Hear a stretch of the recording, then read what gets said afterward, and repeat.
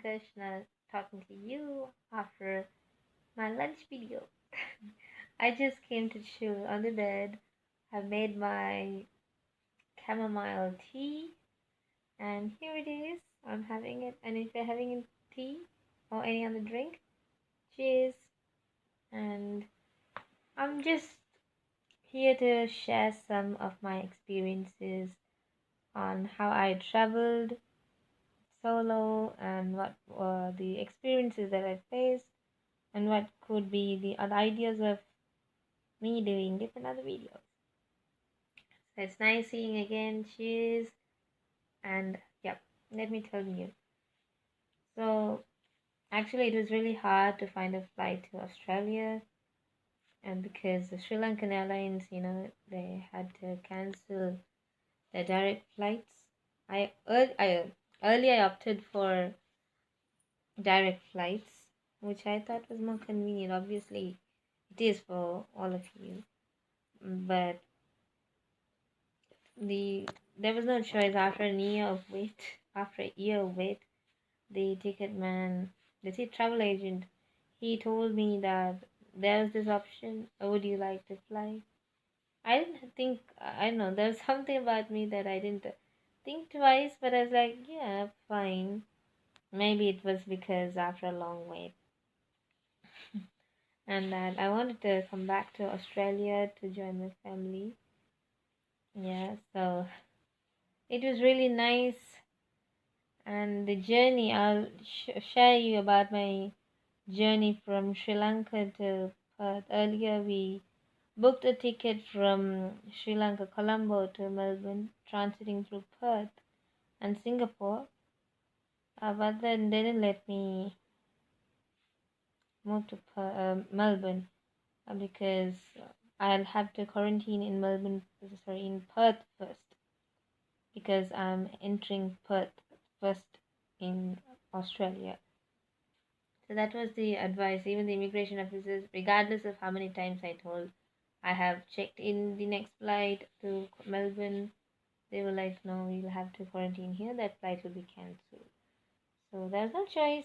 I was uh, like, because of my situation, I had different other personal reasons of me traveling alone the first time.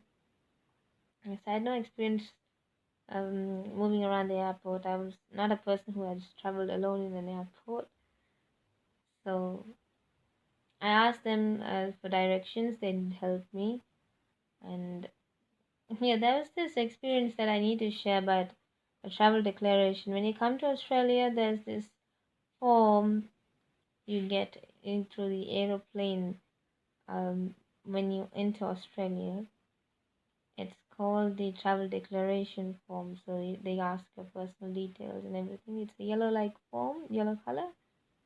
I'll show you that on the computer if I get a chance. I can type that for you. Oops, I'll keep it here. So let me type travel declaration form. TRA. Travel declaration form Australia. So yeah. Okay, there's a different travel declaration as well, which you guys have to currently apply online before entering Australia so that you get to board in and check into Australia without having to wait. Otherwise, if you don't fill the Australian travel declaration form online, so here I'll read out the information about Australia travel declaration for those entering Australia and in the current situation. Before you travel to Australia, you should complete the Australia travel declaration at least 72 hours before you depart, before your departure for Australia. The Australia travel declaration collects your contact details in Australia, flight details, quarantine requirements, and your health status. This information helps the Australian government determine your quarantine arrangements if required, and also allows the relevant health departments to contact you if someone you travel with tests positive or COVID-19 for COVID-19. Yep. So the Australian Travel Declaration is for all travelers entering Australia, including Australian citizens, permanent residents, people who are automatically exempt from the travel restrictions, people who have been granted an individual exemption to the current travel restrictions. Before you commence the declaration, you will need to have the following information ready: passport details, trip information, make sure your flight is confirmed. Otherwise, there's no use of booking applying to the travel declaration. So, in order to know your flight's confirmed, to apply to the travel declaration, you'll have to apply it at least 72 hours before you, your departure for Australia. So, for example, if your flight's on the 4th, make sure you apply it 72 hours before 4th. So, you get your result on your email letting you know if you need to quarantine or not. So there are certain requirements. Not every don't get underestimate don't feel underestimated or anything because they say you have to go under quarantine. It's a must for everyone according to the rules.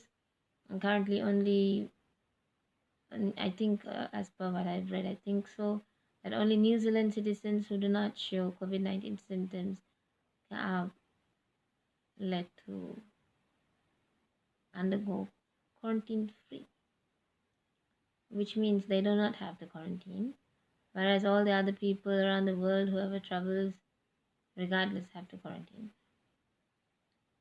even if you do not show COVID symptoms. Right, so you'll have the trip information, destination details, contact details, everything. You'll need to create an account which will allow you to manage your current and future declarations in one place. However, you cannot update your Australia travel declaration answers once it has been submitted.